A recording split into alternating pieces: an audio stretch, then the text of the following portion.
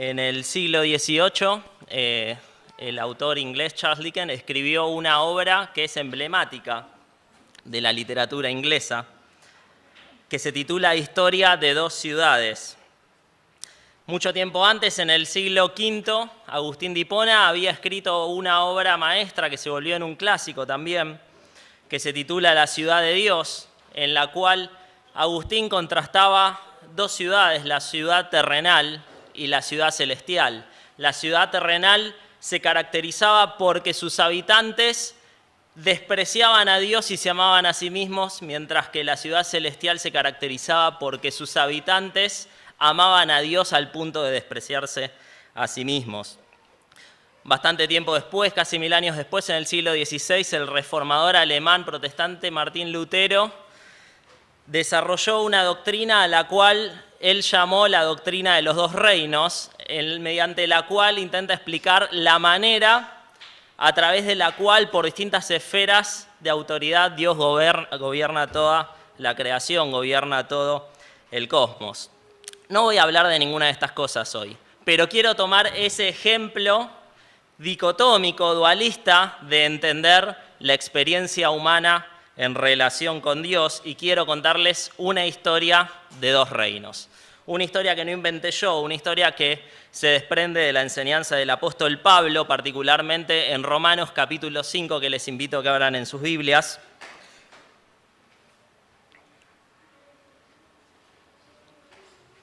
Pablo contrasta dos reinos, el reino de la muerte y el reino de la vida. Y cada uno de estos reinos tiene un representante, tiene lo que los teólogos llaman una cabeza federal. Tenemos que entender que a lo largo de la historia Dios siempre se relacionó con los hombres por medio de pactos. Y estos pactos tenían una cabeza federal, un representante que representaba al resto de la raza humana, al resto de la humanidad. El primero de estos reinos, el reino de la muerte, fue representado por la cabeza que fue Adán. Podríamos definir este reino con una palabra clave, y la palabra clave es transgresión.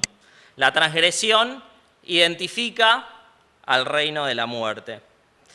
Tiene un efecto también esta transgresión que influye vastamente y signa a todo el reino de la muerte, y el efecto es que la muerte entró al mundo por causa de la transgresión de ese representante, de esa cabeza federal.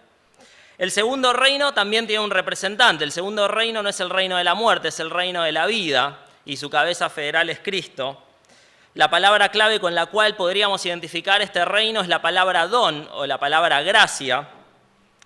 Y hay un efecto también, hay una incidencia, hay una influencia que produce, que es que por medio de este reino entra la salvación al mundo. Más o menos por el año 54, Pablo el apóstol le escribe la primera carta a los Corintios que tenemos en nuestro Nuevo Testamento y da una pequeña definición de esta idea de los dos reinos y de esta idea contrapuesta entre la vida y la muerte y sus representantes.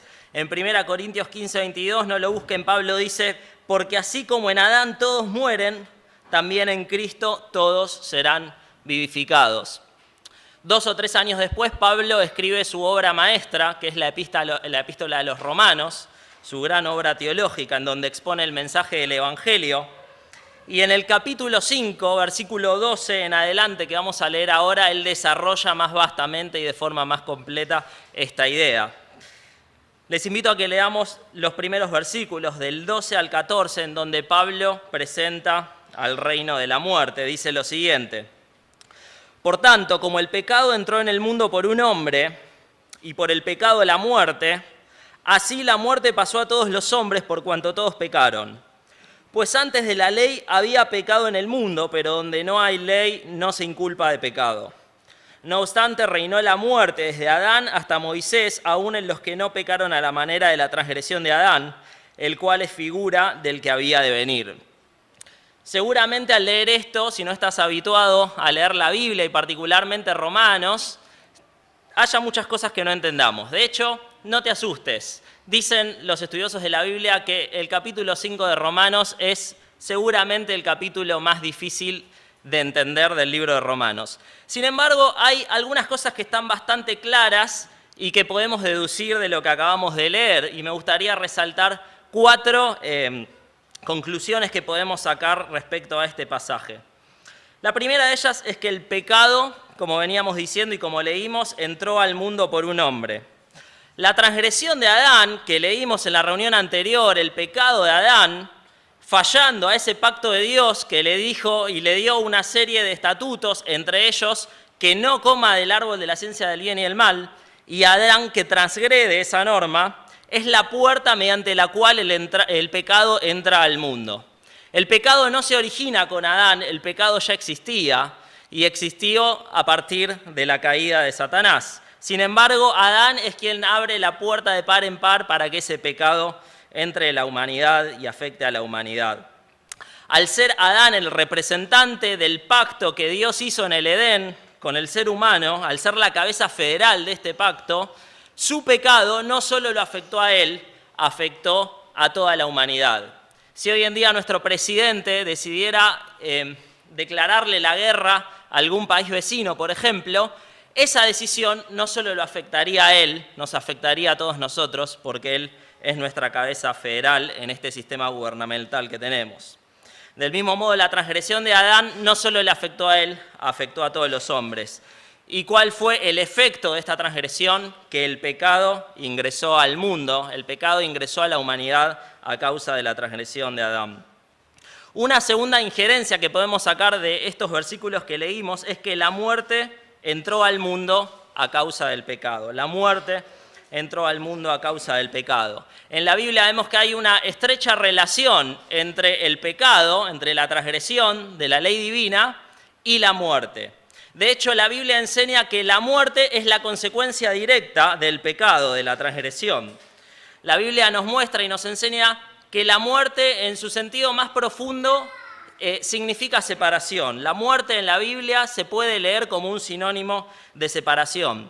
De tal modo que cuando Dios le dice a Adán, el día que comas de ese árbol morirás, Adán come y no muere en el sentido en el cual nosotros entendemos que muere la gente. Sin embargo, ni bien comió ese fruto, él murió. Murió espiritualmente, fue separado de Dios. Estuvo separado de Dios. La Biblia enseña eso, que nuestro pecado nos separa de Dios. Adán fue separado de Dios. Estaba muerto espiritualmente. Pero también la muerte física entró al mundo a causa de la desobediencia de Adán. La muerte física es definida en la Biblia como separación también. Eclesiastés 12, 6 y 8 dice: entonces el polvo volverá a la tierra como lo que era, y el espíritu volverá a Dios que lo dio, hablando de la muerte física, describiendo la muerte física. La parte material del hombre se separa de la parte inmaterial y hay una separación allí, y eso es la muerte física.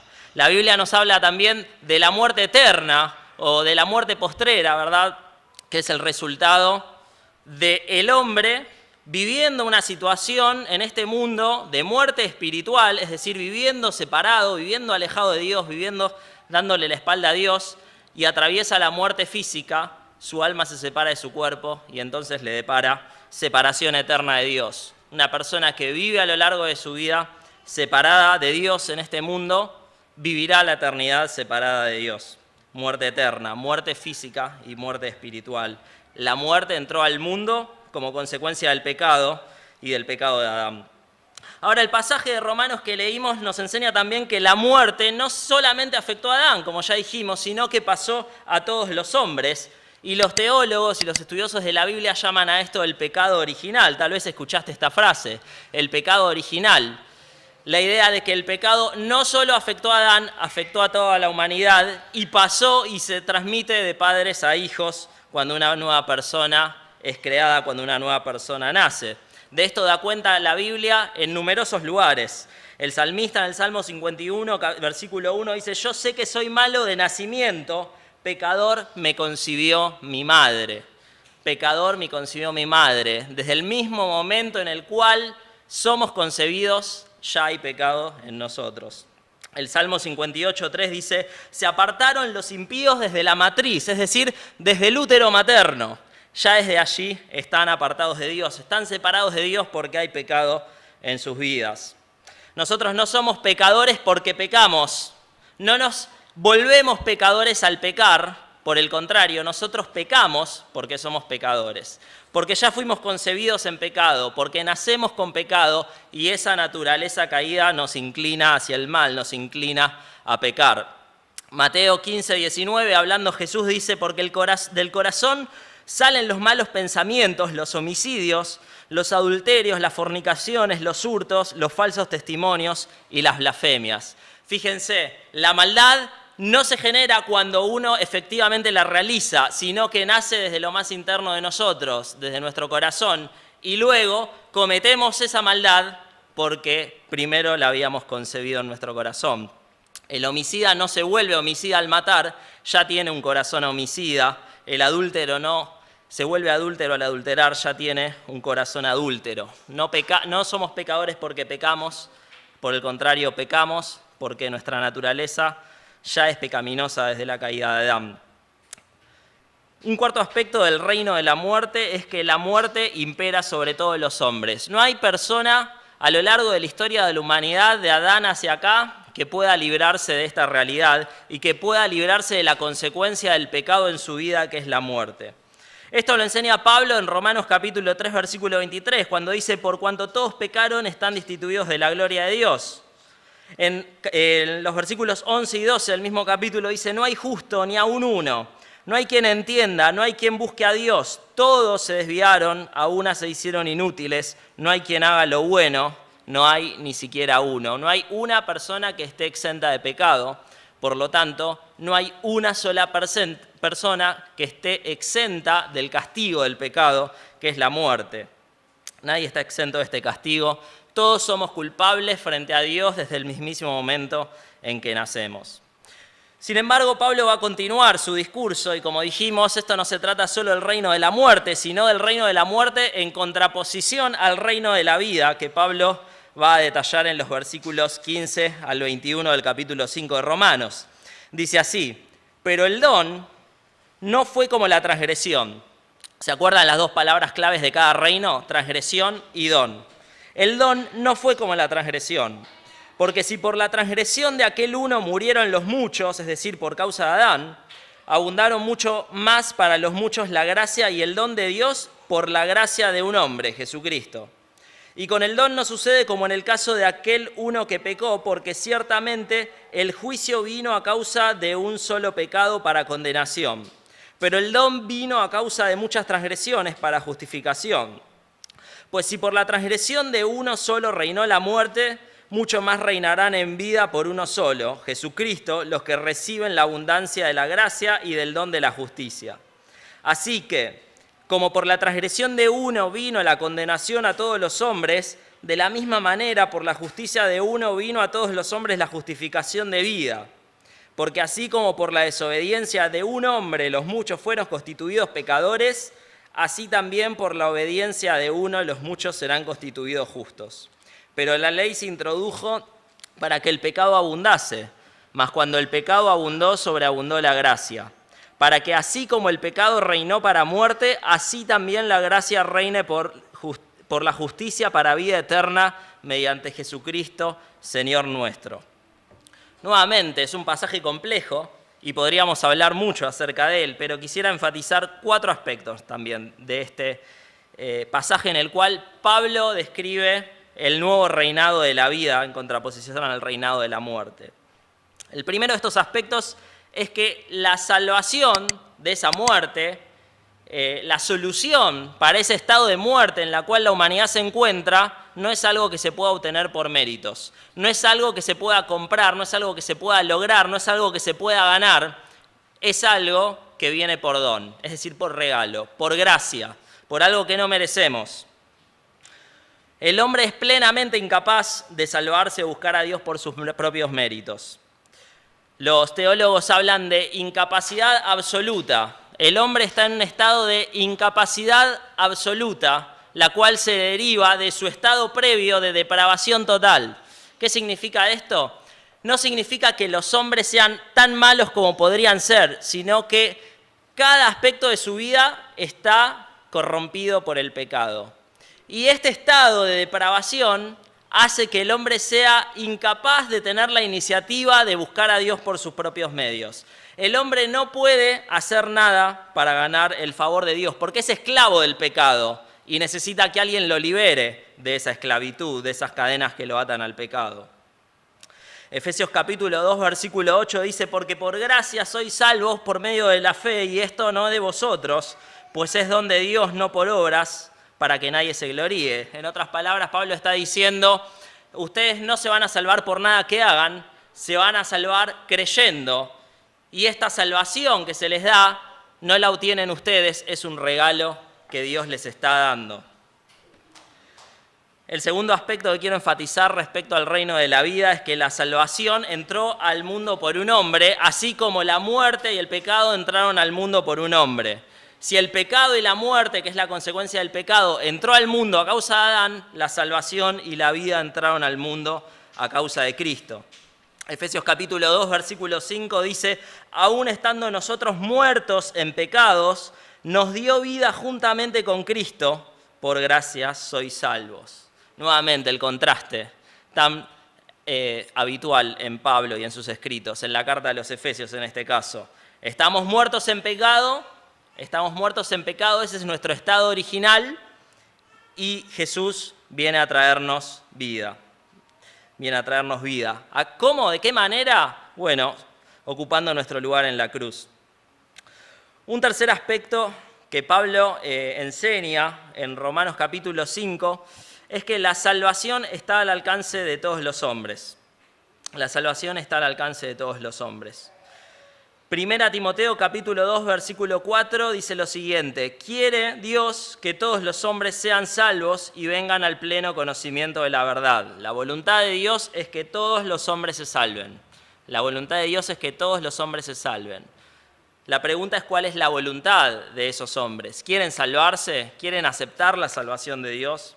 Juan capítulo 3, versículo 16 dice, porque de tal manera amó Dios al mundo que ha dado a su único Hijo para que todo aquel que en Él cree no se pierda, mas tenga vida eterna. Si la consecuencia del pecado es la muerte, entonces la deducción es bastante clara, como ya dijimos. Todos nosotros merecemos morir. Todos nosotros merecemos separación de Dios en este mundo y en el venidero, en la eternidad. Sin embargo, Cristo ocupa nuestro lugar, paga nuestra muerte, la muerte que nosotros debíamos a Dios como consecuencia de nuestro pecado, y somos justificados. Somos vistos justos delante de Dios para que ya no tengamos que pagar esa condena, para que ya no tengamos que pagar el precio de nuestro pecado, porque lo pagó Cristo en la cruz.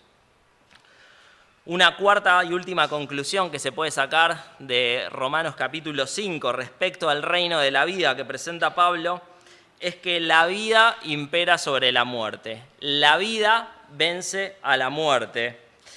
La muerte ya no tiene más potestad sobre aquellas personas que creen en Jesús y que aceptan ese don de la salvación. Esas personas pasan de ser súbditos del reino de la muerte a pertenecer al reino de la vida. Primera a los Corintios, capítulo 15, versículo 55, Pablo utiliza una figura muy gráfica al decir, ¿dónde está, oh muerte, tu aguijón? ¿Dónde, oh sepulcro, tu victoria? ¿Dónde está, oh muerte, tu aguijón? ¿Dónde, oh sepulcro, tu victoria? Jesús, al morir en la cruz, al resucitar al tercer día, vence a la muerte y la muerte ya no tiene potestad sobre el ser humano que cree y acepta su salvación.